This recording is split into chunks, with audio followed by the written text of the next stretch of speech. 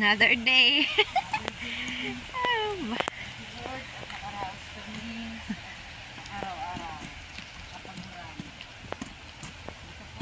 Ba't nakatakalikod? Iikot na naman kami sa aming poultry. Makot. Yan, ganda ng ano guys. Morning! Yan, maaga kami natapos ngayon eh. Yan, asa.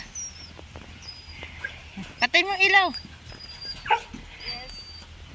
Yung ilaw nandun, ang switch nandun sa kabilang poste. Yung ilaw nasa kabilang poste, yung switch nasa kabilang poste. Saan ko maghanap nun? Yun, aso. Aso. Isang na ang mga araw ng aming alaga. Malapit na kasi yung for March 6. I-harvest. 5 or 6, depende naman sa kanila yun. Yun, hangga. Kapalami. Yan. Alam mo ba yung lalakarin namin? Ewan ko kung saan na kami aabot pag idudugtong-dugtong namin. Ikaw pa naman maglalakad ng 3 hektarya pabalik-balik sa isang araw. Nasa port. Nasa port daw eh. O pag-aakyat pa tayo doon sa taas, lalakarin mo. Paikot-ikot sa manukan, ilang square meter per manukan. Diba? So pagod. Pero kaya naman guys. Laban lang. Ngayon kukunin niya yung kariton niya eh. Diyan namin nakakarga yung manok na napupulot namin patay. Lalagay sa sako tapos kakarga siya. Siyempre, ganun talaga. Ayan.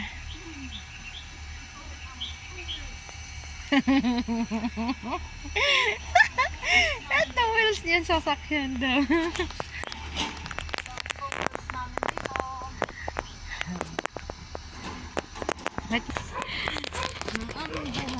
Yan, the wheels niya. Yan. Nakakapagod man pero enjoy. Para sa future.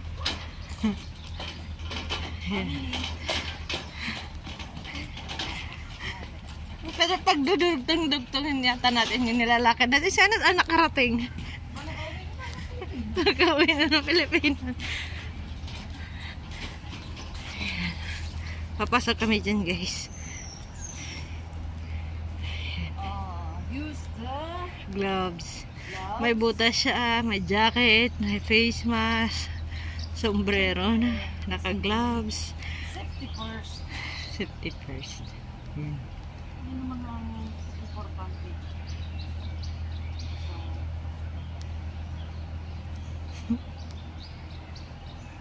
Hirap na hirap yan eh. Kasi may sugat yung hindataro na eh. Yan. So dito muna guys, papasok muna kami dyan sa loob. Hindi kasi kami basta-basta makagamit ng cellphone dyan eh. Pag nakatalikod lang kami sa CCTV, yun lang. Kasi may CCTV dyan eh. Pero hindi naman kasi bawal na ba? Bawal lang talaga pag yung magtagalan.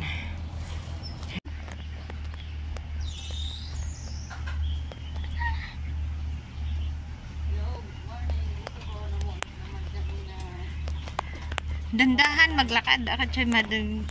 Tapos ito ang daily rotation namin. Everyday talaga. Nagpunta kami sa manukan. Morning and night. Ito, kagagaling lang po namin ng trabaho. So, kakatapos lang, magpapahinga na. Magpakain kami ng alaga naming aso. Yan na. Yan. Tapos, ayun. Yan. Tapos, meron pa kami sa taas. Dun sa kambingan. So, ito daw yung maanuhan ng bagyo. Yun. May bumagsak daw din na malaking bato. So, yun. Tapos, kung gumagasa yung tubig galing doon sa taas. Wala naman tubig ah. Rumagasa daw nung bumagyo. Ah. Yun. Ilang kulungan to? Ng manok? 3 chicken house.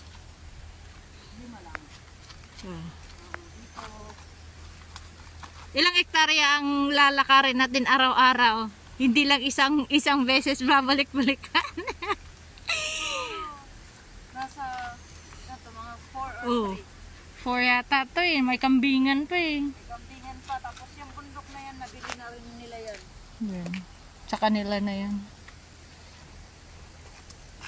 Bali, 1, 2, 3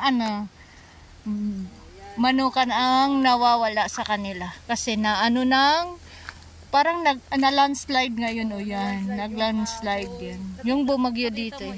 Isum mo yung yung 3 kahoy na malalakas. Ayun, may mga malalaking kahoy doon. Ayan. Yan ang galing pa doon sa tuktok yan. Yun ang nabuwal papunta dito. Tapos may bato pa. Ewan ko, tinanggal na. Tinanggal na. Next year daw, anuhan na naman to ulit. Ano tawag nito? Naka-insurance kasi to. Oo. Yung parang Yan. yung Hanggang doon yan yung bahay na basta na lang natira ngayon eh. Ilan na lang natira? 5 na lang. Ayan. siguro ang isang kalahati ito, no?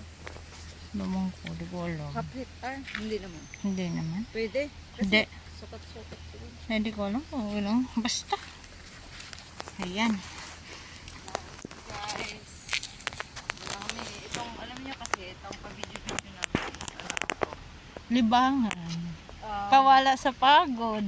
Wala sa pagod. Tapos, alam niyo na, saka patago lang kami nagbibideo kasi yung amin namin hate ang cellphone. So, syempre kami naman naglilibang para sa atin. Ayan. Kartihan.